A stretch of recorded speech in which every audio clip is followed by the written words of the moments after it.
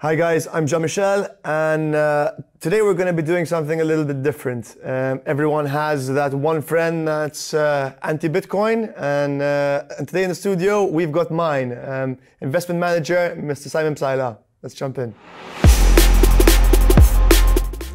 Mr. Psaila, welcome to the show. How's it going? Happy to be here. Very well, thanks. Happy to have you. Happy to have you. So before we jump in the show, give us a little bit of background on who you are and what it is you do in this world.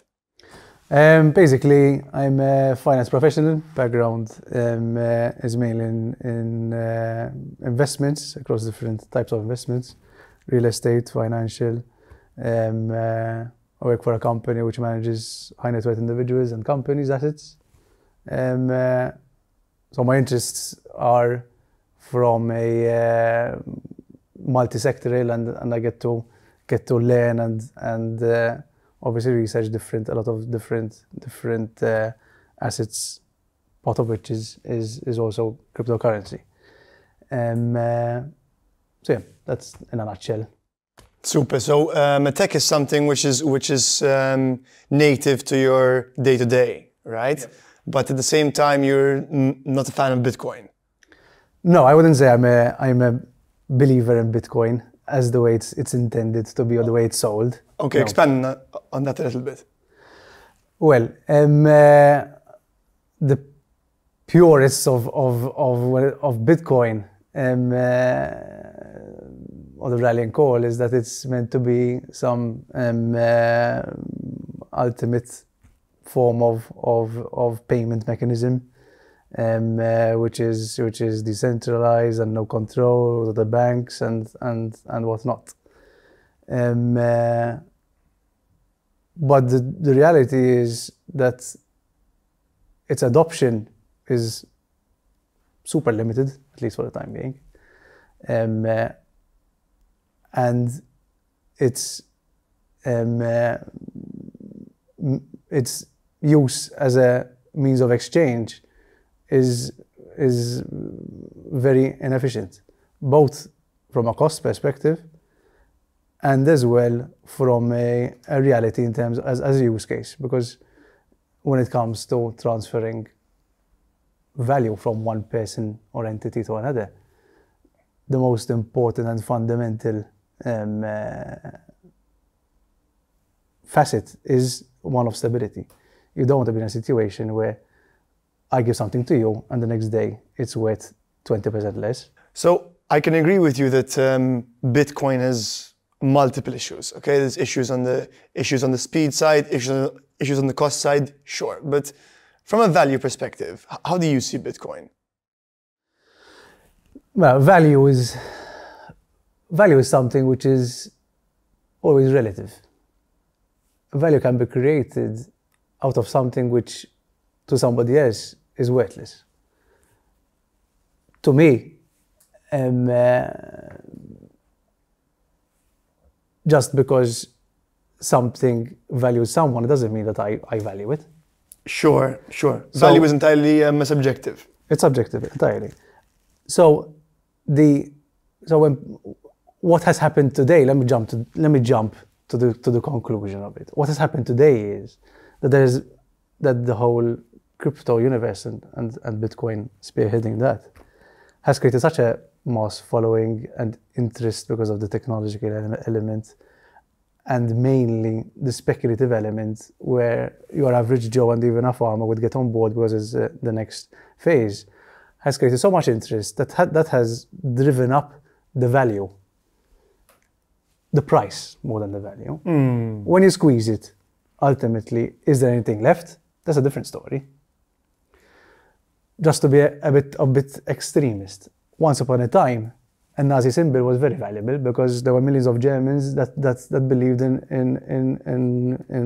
the movement. Today, it's worthless because most people have moved on from that. Absolutely, value is entirely subjective. And to be fair, if you grab that same symbol and probably take it to India, you might get some money for it. But that's a different story.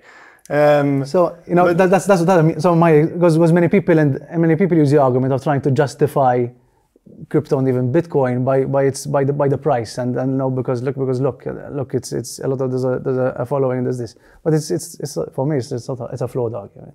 Fair. So the price, if you ask me, I mean, so I don't know much about traditional finance, far from it, okay? But what I can tell you is that Bitcoin is somewhat of a unique asset because the fluctuations are so rapid and so ridiculous. In fact, I was going to get to that.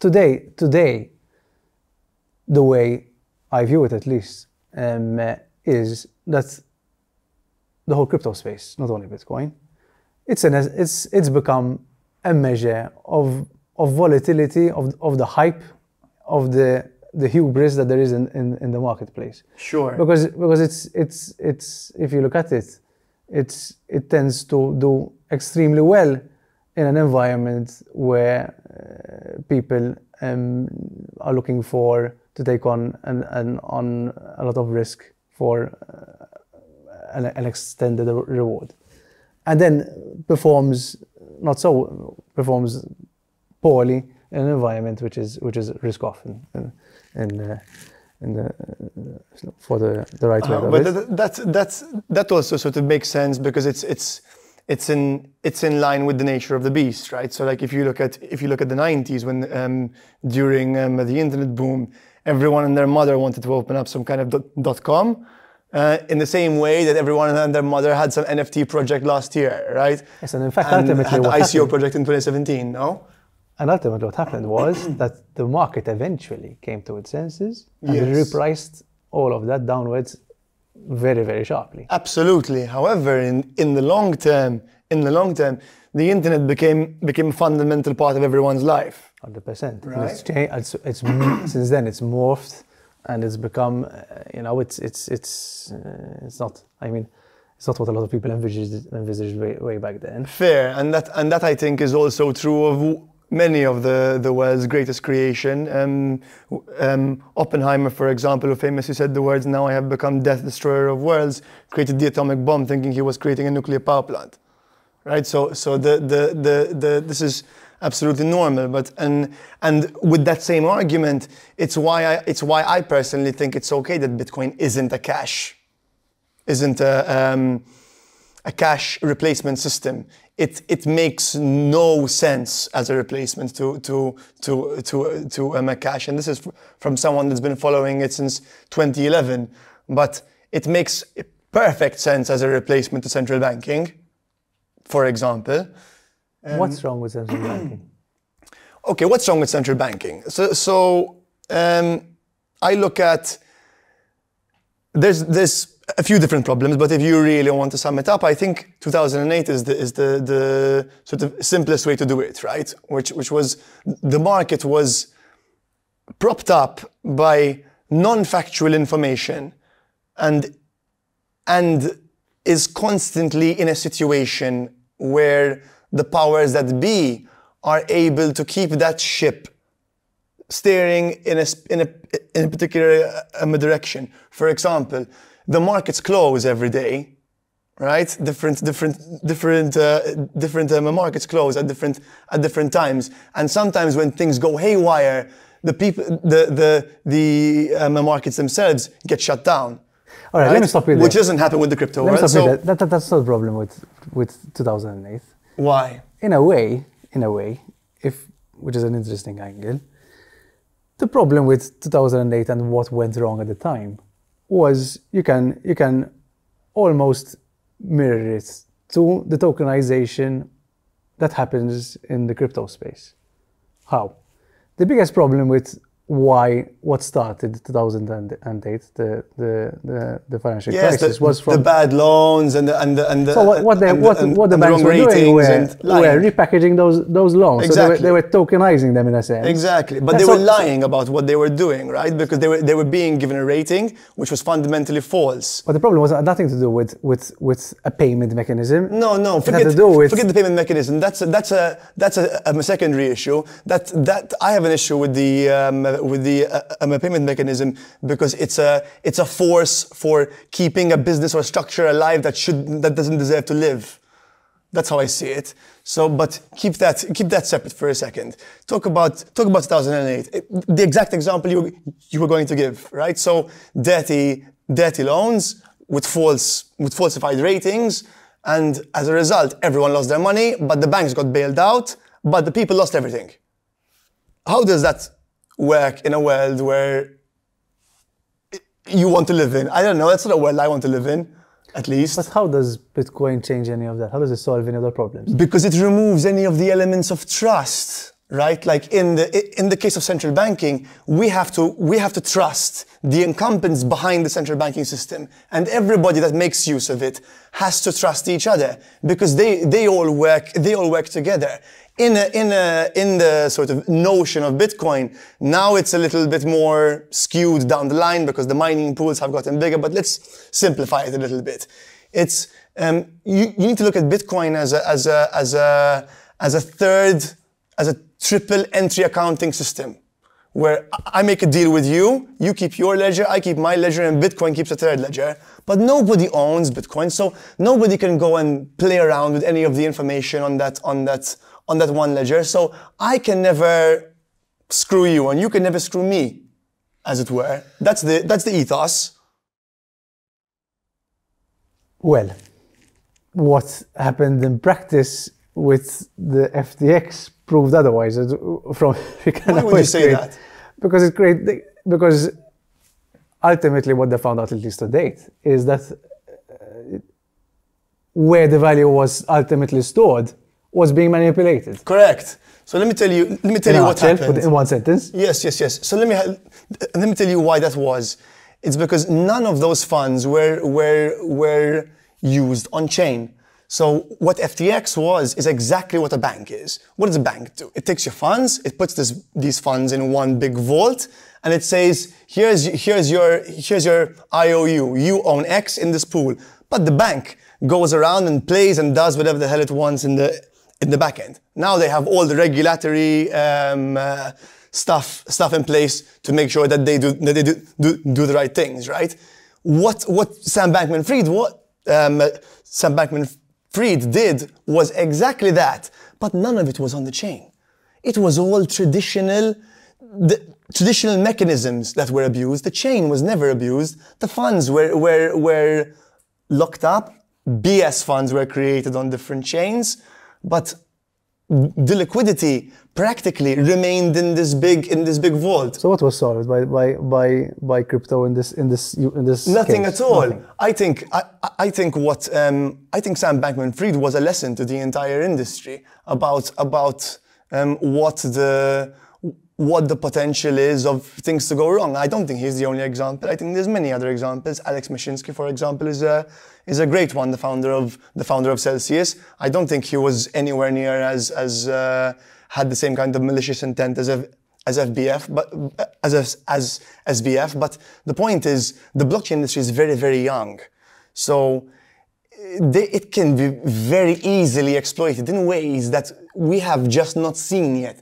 The banking industry has been around for a long time, so it's had a lot of time to mature and weed out the Bernie Madoffs of this world. And in fact, since 2008, I mean, the industry has moved on, and nowadays it's become the complete opposite. It's become too regulated, in my opinion. Yes, I mean, there's it's the complete opposite. And my follow-up to that is, why would you, as a depositor in any situation, choose to put either, like, for example, FTX, whatever other system, to put your money with a system which is completely not regulated, when you can have a system it is now currently a highly regulated system, which is with depositor insurance, with all the controls that come with the banks, with core equity ratios that banks need to Fantastic question. Why would I go from a regulated, safe environment to the Wild West, essentially? So there's two reasons, I think, from two different perspectives. I think the first is the masses will only adopt blockchain technology when they don't know they're using blockchain technology. Okay? No one says, "Oh, did you see ChatGPT? Its machine learning algorithms are crazy, and its neural nets are nuts, and its deep learning algorithms are not." No, they just care about, it just wrote this email for me, or it wrote a song, or wrote a script. Value, right? And I believe that when you create value in tech, you don't create it by pushing the tech which you're building on.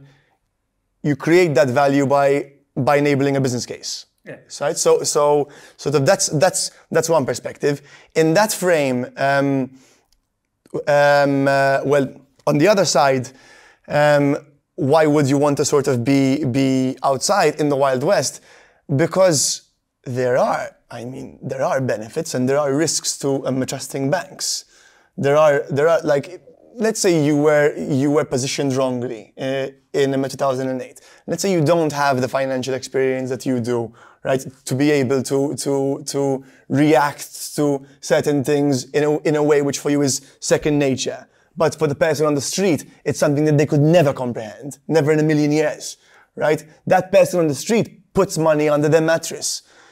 Holding your own Bitcoin in a self-custodial wallet is a digital equivalent to putting money under your own mattress. But ultimately, what difference does it make if you're holding Bitcoin or euros at your local bank in that respect? Because if the bank doesn't like Simon Psaila, depositors didn't lose their cash in 2008. Depositors didn't lose their cash, but the people who invested in the products surrounding the bank. That's different. An investor is different. Yes. But an investment is different to a deposit. To funds being held, sure. But ultimately, those people who invested in those funds had or maybe funds is the incorrect term. Those let's say. Financial offerings. Let's sort of broaden it a little bit. Well, the assets took a tumble. The real estate took a tumble, obviously, because of the people defaulting, essentially. And the real assets fell because there was a financial crisis. I mean, obviously there was a lot of gloom, and everyone was selling off. So all the real assets sold off. So that's where the trauma came in for the average investor. That's where they lost their money. It's because they lost their investment, not that they lost their cash in the bank. They didn't lose that. Sure. But that remained there. Sure. So let's go back to this, because personally, I do believe, and I agree with you 100%, that there is a use case for crypto technology when it comes to creating better accounting system, better accountability, and all of that. Absolutely. And digital contracts and if there were and digital money and all of that, for me that's excellent, fantastic, and there's a future for that, 100%. What I disagree with is the Bitcoin itself as something which is going to go from today $10,000, it's going to be $1 million per coin in 10 years time. That type of language is dangerous. Because that's dangerous to the investor, because it's not practical, because it doesn't make sense ultimately. So I hear you, and I also think that there's tremendous amount of application for blockchain tech in traditional finance. On the Bitcoin side, there's a lot of danger to I agree with you to make these sort of wild predictions, but when you've seen it go from $100, and I haven't made any of these fucking future predictions, I'm not interested, right? But when you've seen it go from $100 to $60K, like $100 when only nerds playing World of Warcraft are talking about this thing, and nerds in forums like 4chan and stuff like that. And now the cleaner in my house is coming to me. It's like, oh, what is an NFT? You're going back to my previous argument about John. Wow. The ends doesn't justify the means, ultimately. Just because something goes up in price doesn't mean it's valuable. No, agreed. But let's separate NFTs and cryptos in general and Bitcoin, okay? Because there's at least 99% of all tokens out there are shitcoins will be worth 0. Agreed. Okay? At least 99. And maybe a little bit more on the NFT side. But Bitcoin is kind of unique because if you like, I can't think of any other kind of asset class to compare it to, nor do I in fact have the best reference. But if there was something similar I could compare it to, philosophically, it would be religion. It's extremely similar to religion. It's like, where is the value in a church? It's very, very hard to put a number on that, you know? But there are people that fundamentally believe that the way that the world is run today is wrong. It's inherently wrong. Because and it might work fantastically for now, which okay, this isn't the end of the line either. But if politically the West had to go a very different way, that kind of control will be used against us. You need to decide what it is ultimately. You need to decide what it is. If it's going to be a currency by design, then I mean it's not going to be. You can have a cult following. You're saying what I was referring to before. The cult following can create that value and can sustain it. Absolutely, absolutely. I mean. But isn't that the same kind of thing we have with the US dollar? Like, there's a cult following in the US dollar. Every time they print a new US dollar, there's no gold being sort of mined up and stored somewhere to back this piece of gold. No, that was abolished. Exactly. So wouldn't it be fair to say that the US dollar is also its own kind of cult following? I wouldn't say it's cult. It's part of the whole economy and the way it works. It's the winning cult. No, let's face it. And I mean, everything. The thing is, what it all revolves around as well is ultimately trust. If all of a sudden the US Central Bank had to start printing trillions of dollars, which they did in 2020, then the value of the dollar will obviously cease to exist, and there'll be hyperinflation, which was a repercussion, as we're seeing very recently, and why the Fed is now backtracking. But let's sort of push the hyperinflation thing aside. That's another discussion. I mean, ultimately, banking relationships, investments, it's all about trust. It's all based on trust. So exactly. I agree with you in that sense. Don't you also agree that to some extent almost everybody has a price?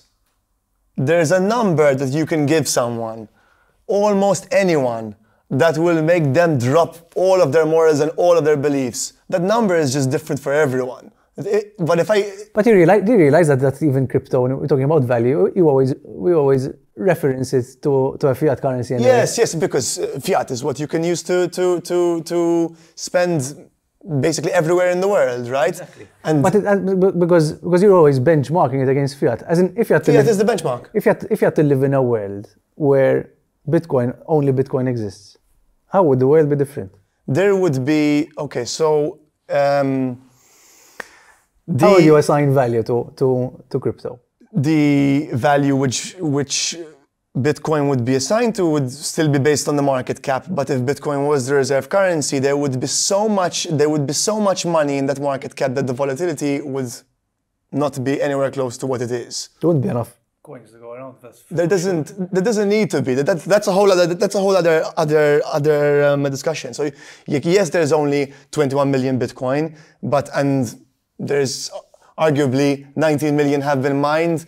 I would say somewhere between 6 and 8 million have been lost, even though probably nobody will agree with that for the next few years. So there's a finite supply of Bitcoin, right? So we can trust that its supply is finite and that there will never be any more. And we can also trust that the people enabling transactions on the Bitcoin network don't. Is that the fact that it's finite is a problem in itself? Why? Because over time, you have in fact, the money supply controlled by the central banks increases over time. Because over time, you have the net wealth of the world keeps growing from year to year. Okay. Over time, your economic growth increases. So if the If value you're not going to increase the money supply, people the currencies will become too expensive for the average Joe. So in a sense, there won't be enough. The price of Bitcoin will just keep growing and growing and growing. Yes, but it also means that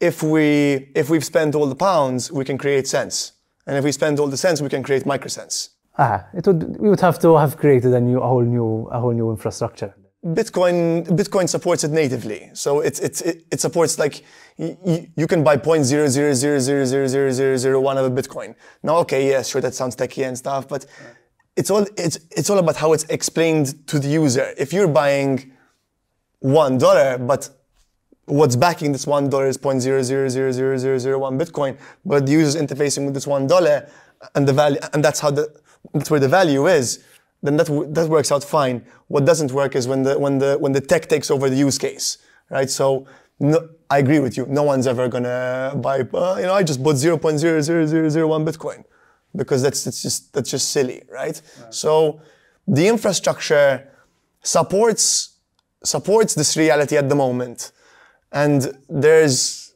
layer 2s out there on Bitcoin. It's the Lightning Network that lives below this Bitcoin network with its own set of validators, its own set of rules, and every time the blocks get mined here, they get fed into here, basically. So it's like literally creating cents or micro cents from a pound. So from a technical standpoint, and again, there are still problems with Bitcoin. There are some issues now with the decentralization part. So I'm not sort of here to say like Bitcoin is gonna take over the world, right? But what I can tell you is that greed definitely will, and always has, and human nature. No human is immune to the Midas touch, right? It's like once you everyone has a number. And the nice thing about Bitcoin is, at least I'd be able to do business with you, and we can keep an independent ledger on an entirely trustless environment. Going back to the trust issue, I really don't understand why people have such issues with the current system. What is wrong with the current system? What's broken in the way that I can whip out my phone and transfer you money at a click of a button? But you can't transfer me money at a click of a button. So let's talk about Revolut, for example. Technically, yes. You can send me funds from your account to my account, and I get them in 1 second for 0 cents. Okay, but Revolut. What's the issue with Revolut? Revolut grabs all your funds, sticks those funds in individual liquidity pools in different banks around the world, and every time you're moving funds from an individual, from me to you, it's just a database. Yeah. It's just a database which they own. So they can go V, go VA, go VOOM, and we have no oversight into what's actually happening. Like we have no oversight into this Swift network. Now, Revolut has been around for, how long has it been now? 7-8 years, I think, something like that. More or less, yeah. They got a banking license, I think, 4 years ago, give or take. They still haven't made money, no? I don't believe so, no. Okay. They still... Okay, because how can you make money if you're not charging anyone for transactions? You're not charging anyone to... There's no model. There's no business model in Revolut, right? That's why it works. Wait a second. Well, that's a different story. Okay. I mean, when it comes to companies like Revolut, they are by design, they are not profit conscious. They are just want to grow their Agreed. Okay. Their catchment. So let's say for them, the acquisition costs of growing the user base is what creates the value. Understood. For example, to draw a tangent, For example, what many people don't know, for example, about Amazon is that Amazon loses money from its core business website nowadays. It makes also its money from the AWS. Of course, and they didn't give any dividends out for the first 10 years, which is So fine, for them, right? you know, profit and business values are not necessarily something that go hand in hand, because you've got growth stocks, you've got value stocks, it's a bit different. Fair. Okay, so let's separate that. But going back to your question, ultimately Revolut, now this has a banking license. Before Revolut, because I've very early adopted Revolut myself. Same. Before Revolut had a banking license, I used to not leave large amounts in there, because for me, it's an unregulated entity. As you're saying, what they're ultimately doing with the funds, God knows.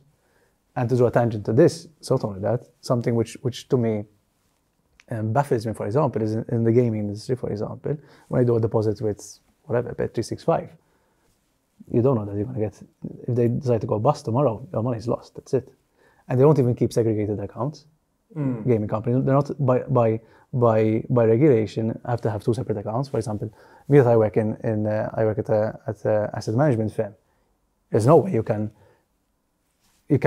combine the firm's funds with the asset funds. They're completely separate accounts. Which is great, which is how it should be. This is going back to the argument of regulation, because I mean regulation is seen as a dirty word. In certain cases, things need to be regulated. Going back to another example, I mean something I mentioned to you in our previous interview. I mean, for example, why do I have a regulation that you have to wear a seatbelt in the car? It's not so that the transport motor is a ball buster. It's to ultimately because it protects us in the case of an accident. Yes, and to that argument, I would say the car was around since the early 1900s, but the seatbelt was invented by Volvo in the 70s. Right? This is why so many people are dying in blockchain cars, as it were, because we still haven't figured out that we need a seatbelt. Understand? So and that's fine. To be clear, right? And that's fine. Going back to the Revolut question, once in my case, once Revolut got a banking license, I was much more comfortable to put in larger amounts, because then the deposit insurance came into play as well. I think up to 100,000 euros, your deposit is insured by the banking central bank essentially, so that gives comfort for the average investor, because most people would fall into that bracket to leave their money in with this particular entity. Yeah. Apart from that, there are, as I was mentioning before, a whole host of different regulations nowadays, especially for systemically important banks, like, for example, BOV in Malta. You need to have additional capital buffers. Sure. You need to have, there are whole different scales to ensure that the entity you're leaving your money with is adequately capitalized in the case of an emergency. Absolutely. What happened, going back to your 2008, is that at the time there weren't these capital requirements, and then ultimately people that foot the bill are the taxpayers. Okay. Because there wasn't enough capital to make do for these losses. So nowadays, obviously, we'll have a completely different environment. The regime is completely different. I mean, it's to arrive back into that situation. I'm not telling you that it's not possible. No. But there needs to have been, I mean, a massive amount of lack of oversight. I mean, nowadays things are. Wouldn't you call like printing a couple of $1 trillion in 6 months massive oversight? Let me tell you, Jean. Let's not forget that going back, as in the central banks. Forget whether it was justified or not. Like that's a whole.